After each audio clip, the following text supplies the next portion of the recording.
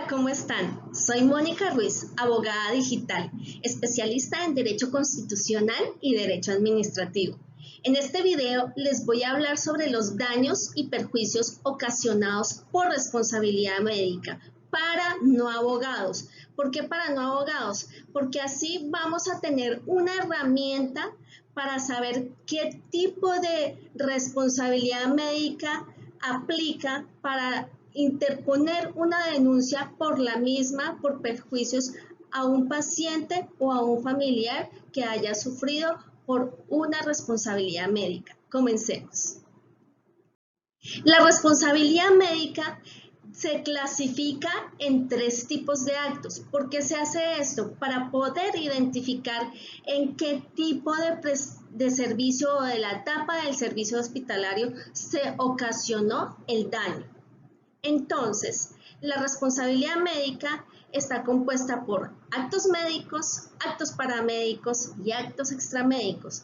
El acto médico básicamente es el servicio proporcionado directamente por el profesional de la salud, es decir, el médico tratante o el médico que realizó algún tipo de procedimiento quirúrgico u otro relacionado con el servicio de la salud que afecte a su paciente.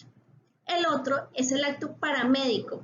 El acto paramédico está compuesto por todo el personal o equipo médico que gira en torno al médico a la hora de prestar el servicio, bien sea paramédicos, camilleros, enfermeras, instrumentadores quirúrgicos, anestesiólogos, etc.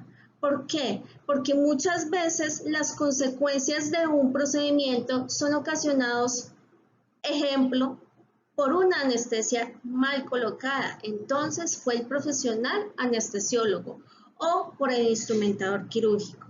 Son muchos los factores que pueden afectar a un procedimiento quirúrgico, por eso se habla de este proceso. El último, pero no menos importante, es el acto extramédico. Básicamente es el procedimiento administrativo en torno y dentro del proceso del servicio médico hospitalario brindado. Puede ser al momento el trámite para un procedimiento, para un traslado o en la estadía del procedimiento.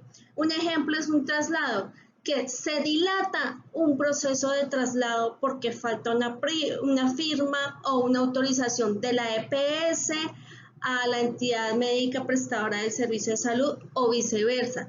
¿Y qué pasa? Que esta dilación del proceso está afectando la condición del paciente, siendo que se puede evitar. Para ello, dentro del derecho médico está contemplada la Ley 23 de 1981.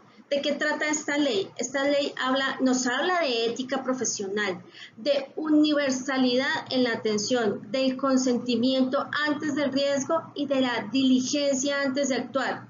Ética profesional porque todos los profesionales, independientemente de la rama o especialidad, debemos brindar una información, un servicio íntegro y transparente, y esto incluye a los profesionales en salud. La universalidad en la atención, porque estamos dentro de un Estado social de derecho en donde todos somos libres e iguales ante la ley. Consentimiento antes del riesgo. Este punto es muy importante. ¿Por qué? Porque siempre que hay un procedimiento, sea local, sea quirúrgico, ambulatorio, se le entrega al paciente el consentimiento informado. Si ya por cuestiones físicas o psicológicas el paciente no lo puede recibir y aceptar, se le entrega a sus familiares consanguíneos más cercanos. Es muy importante que lean minuciosamente esta información, porque hay ocasiones en las que responsabilizan a los pacientes o familiares del manejo de algunas máquinas que tienen que ver directamente con el mantenimiento de la vida del paciente o su rehabilitación. En lo personal no estoy muy de acuerdo con esto. Esto es una línea muy delgada y hay que saber leer entre líneas, porque independientemente que manejen una máquina no es el paciente el que la va a manejar, no es su familiar, es un profesional de la salud quien va a manejar la máquina. Se entiende que es responsabilidad de este profesional en salud. La diligencia antes de actuar. Precisamente se prevén todos los hechos antes de la finalización del proceso para no tener consecuencias negativas sobre el paciente. Continuando con el derecho médico. La resolución 1995 de 1999 nos habla sobre la historia clínica. Todos como pacientes tenemos derecho a conocer y tener acceso a nuestra historia clínica. Esta es una herramienta muy importante a la hora de iniciar un proceso. ¿Por qué?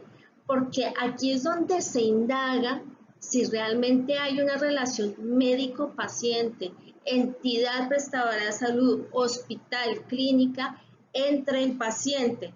Y la historia clínica es un acervo probatorio fundamental a la hora de iniciar un proceso o donde haya incluida la influencia o el trabajo profesional de un perito. Hay que identificar para poder endilgar la culpa. Ya tenemos la clasificación de los actos de la responsabilidad médica, los médicos, paramédicos y extramédicos.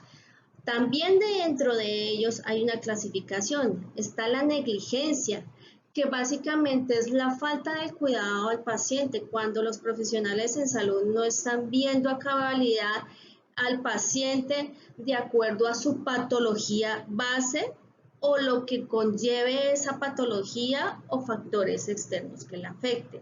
La impericia, como yo les decía hace un momento, cada profesional tenemos una especialidad. No podemos enviar a un ortopedista a tratar a un paciente que está dentro de la clasificación de oncología. Es una idea loca que les estoy dando para que se lleven una idea. La imprudencia, porque no hay precauciones a la hora de evitar un daño. Por eso es muy importante, como les digo, la historia clínica. Hay que objetivizar el daño para poder saber cómo iniciar el proceso. No solo la historia clínica es una herramienta para demostrar el daño.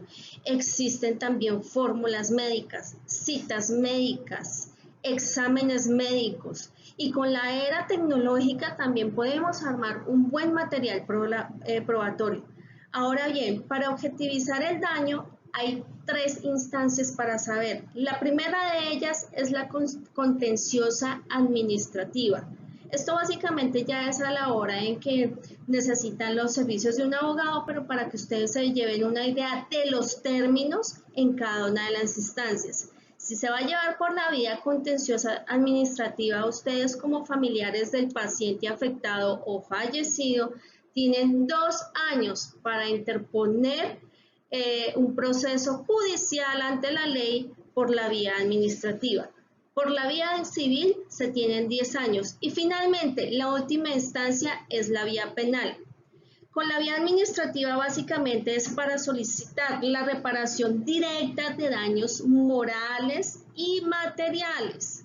La reparación civil va enfocada a lo mismo, pero adicionalmente va a haber una sanción, una indemnización de tipo pecuniario, es decir, monetario, y una sanción al profesional de la salud. La vía penal, como les digo, ya es la última instancia una vez agotados todos los recursos. La falla probada del servicio. ¿Por qué hablo de falla probada del servicio? En todo el video les he dicho que es muy importante tener las pruebas.